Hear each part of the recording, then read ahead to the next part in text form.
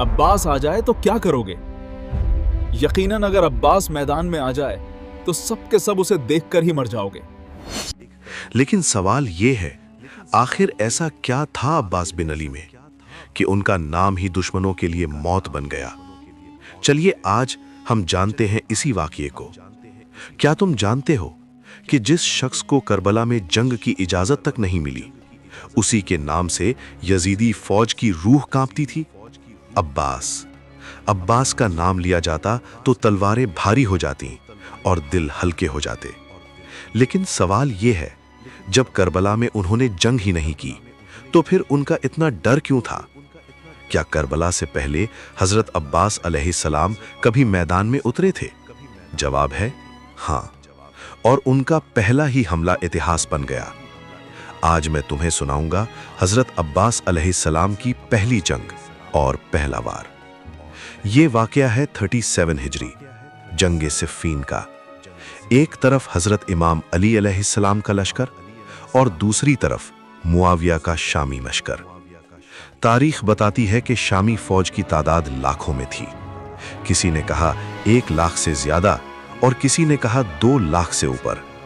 मैदान में इमाम अली अलैहिस्सलाम खड़े थे। दुश्मन के लश्कर को देखा और फिर अपने बेटों की तरफ नजर की। मुस्कुराकर फरमाया, कौन जाएगा इन लाखों के मुकाबले में? सबसे पहले हजरत जाफिर बिन अली आगे बढ़े। अदब से बोले, बाबा मुझे इजाजत दीजिए। इमाम अली ने बेटे के सर पर हाथ रखा और पूछा, अगर मैं तुम्हें भेजूं तो तुम क्या चाहोगे? जाफिर बोले, बाबा मुझे आपका घोड़ा दीजिए, आपकी तलवार दीजिए और 1500 का लश्कर दे दीजिए। मैं इन लाखों के बीच उतरूंगा। इमाम अली मुस्कुराए और फरमाया, हिम्मत को सलाम, लेकिन अभी वक्त नहीं।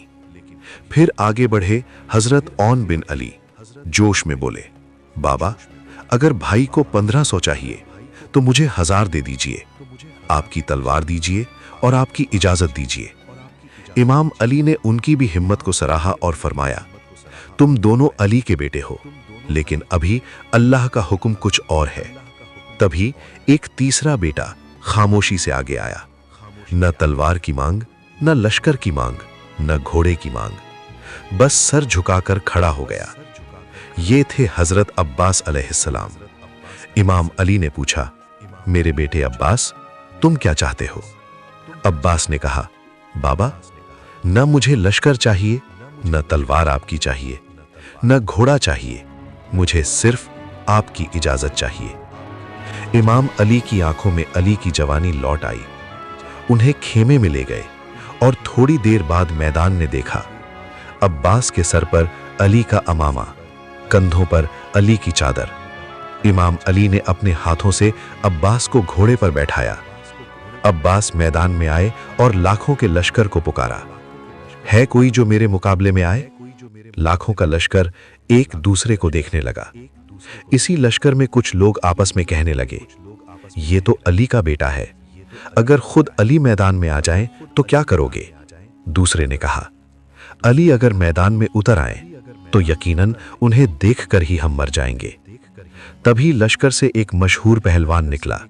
वो बोला, मैं वो हूं जिसकी तलवार हजारों को गिरा चुकी है।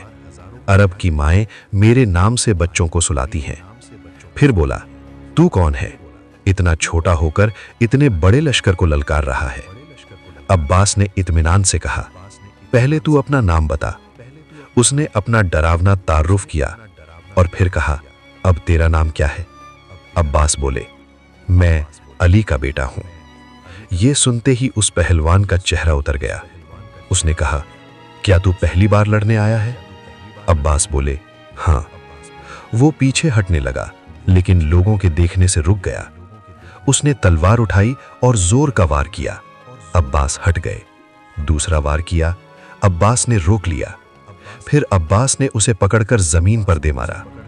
उसके सीने पर पैर रखकर बोले, हमारे घर में कोई छोटा बड़ा नहीं होता, सब अली होते हैं। फिर अब्बास पीछे हट गए और बोले, उठ, मैं तुझे एक और मौका देता हूं। पूरा लश्कर सन्न था। वो उठा, अपनी सारी ताकत इकट्ठा की और पूरी जोर से वार किया।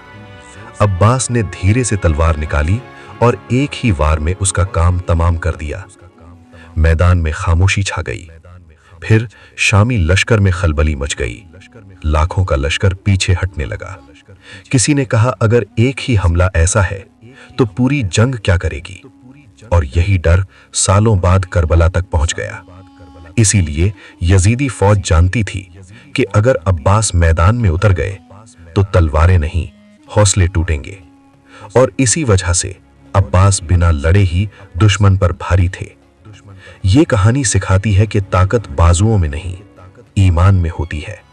اور علی کا بیٹا علی ہی ہوتا ہے۔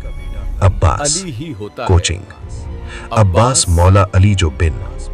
اب آپ کامنٹ میں لکھیے عباس کا نام، تاکہ دنیا دیکھے کہ اب بھی حیدر کے بیٹے کو یاد کیا جاتا ہے۔ ہمارے چینل کو سبسکرائب کر لیجئے، ہم ملیں گے ایک نئے واقعے کے ساتھ۔ عباس مولا علی بن